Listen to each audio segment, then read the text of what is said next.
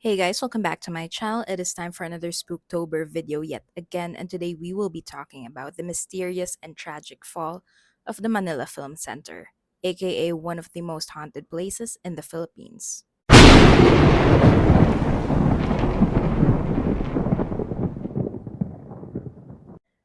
Our story takes place in 1981 when the Philippines was under the dictatorship of former President Ferdinand Marcos Sr. Now, at the time, the entire nation was under martial law, which meant that everything and everyone was controlled by the government. Now, this video, by all means, is not political. I just wanted to give you guys some context on what was happening in the Philippines during this time for you to better understand why everything went down as it did. Now, for those who are unaware, the Philippines is an archipelago comprised of more than 7,000 islands. And during the first Marcos regime, roads and bridges were built for easier travel. Along with this, buildings were also constructed, making the country look more modern overall. However, while the country, especially Metro Manila, was undergoing a major beautification process or project, the improvement of the Philippines seemed only superficial, as our economy was facing a rapid decline. To help make up for this, or even cover it up maybe, the CCP, or the Cultural Center of the Philippines, was built. This is a huge complex in Pasay City that was created as former President Marcos's attempt to preserve and promote the Filipino culture. And honestly, it worked and is still effective up to this day. The CCP is frequented by students and filmmakers alike. However, as I have mentioned, the CCP is a complex, which means it is comprised of different buildings, and not all of them would be in operation for a long time. It is said that the main building of the CCP cost around 63 million pesos to build and was finished in 1969. However, just a few short years later, another $25 million would be needed to construct yet again another part of the complex. This would be the Manila Film Center. The former president's wife, Imelda Marcos, was in charge of this as she was in charge of most of the beautification projects in the entire country at the time. It is said that former First Lady Imelda Marcos had envisioned the Manila Film Center to be the same level as the Cannes Film Festival and that she wanted to host the first ever Manila International Film Festival there. But here's the thing. The Manila International Film Festival, or the MIFF, would be held on January 18th, 1982. And the construction for this massive structure that they were planning to build for it only started during the latter part of 1981. An estimated 4,000 to 7,000 workers were employed to work in shifts round the clock in order to meet this deadline. This meant that the construction was ongoing for 24 hours without stopping. However, their time was still limited because of how big this building was. According to some of the articles that I read, it was estimated that the construction of the lobby itself would take around a month to finish, but the workers were only given a deadline of a few days to make it happen. And as I have mentioned, this was done during a very difficult time in Philippine history. They couldn't say no because they were afraid of what might happen to them if they declined the requests of those in position. Having no other choice but to comply with these almost impossible demands, the workers were made to use quick drying concrete, and before the layer underneath was even fully dry, they would pour another layer on top of it, and another on top of that, and so on.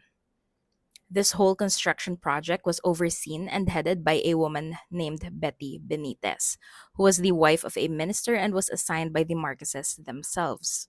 Betty made sure that no matter what happened, all of Imelda Marcos's demands were met and things were going smoothly and all according to plan at first. However, on November 17th, 1981, a tragic accident happened.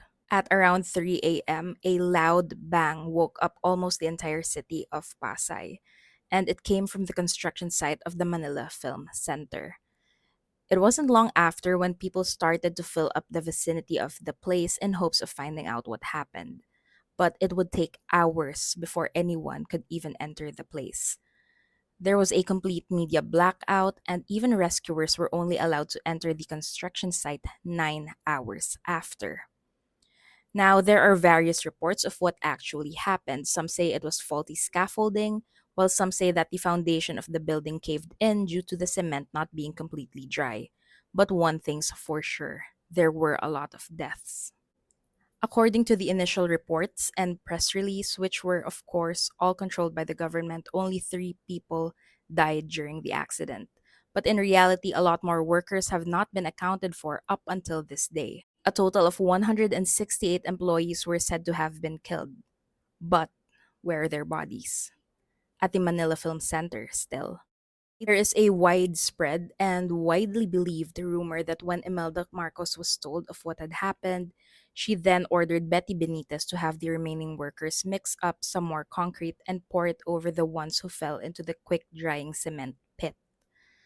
They didn't even check if some of those people were still alive and could still be rescued. And they just wanted to cover this whole mess up to avoid the project from getting delayed, allegedly. Also said that the body parts of some of the buried workers that were exposed were simply cut off and covered up by quick drying cement once again. After this, construction simply carried on, and not long after, the first ever Manila International Film Festival was hosted in this very building on January 18th, 1982. But little did the attendees know that construction only wrapped up a few hours before the actual event began. It is also said that a lot of the attendees who wore long gowns found paint stains on their dresses after the event. And some of these visitors and even the employees who worked there during that evening reported smelling a pungent scent coming from the back of the stage. And while the employees and the local attendees had an idea of what it was, the ones who attended from other countries had no clue that this was the smell of decay. Now, a few months after construction wrapped up, Betty Benitez met her mysterious and sudden demise. She suddenly died of a car crash, and according to rumors, Betty and an acquaintance that she was with swerved in order to avoid a group of men who wore black. And honestly, when I first heard about this, my initial thought was that maybe Betty was being followed by a group of people who wanted to silence her since she knew the whole truth about what transpired that day. However, a lot of people are also saying that Betty was actually being haunted by the workers who perished because of her involvement in covering up the truth. Now, cleansing rituals were also conducted at the site after numerous ghost sightings, weird occurrences, and the equipment malfunctioning, even though they were all brand new. According to rumors, a seance was held, and the person who conducted the seance said that there were 169 of them there and that Betty Benitez was with them. So that's definitely creepy, but probably not as creepy as the experiences of the people who have seen shadow figures and heard strange noises at the film center. A lot of the security guards who worked there would quit their jobs not long after being assigned the night shift. Today, the Manila Film Center is no longer in operation. The building is still standing, but people are not really allowed to go inside and have a look anymore because it's quite dangerous, not only because of the spirits trapped in there, but also because the building has started to deteriorate. I mean, it wasn't really built on a strong foundation, so it's bound to all just crumble someday. And while you can still visit and take a look at the Manila Film Center from the outside, it's still heavily guarded, and those who trespass could face some serious jail time. And yeah, that's pretty much all the information that I have for you guys for today's video. Thank you so much for tuning in, and I will see you guys on my next video.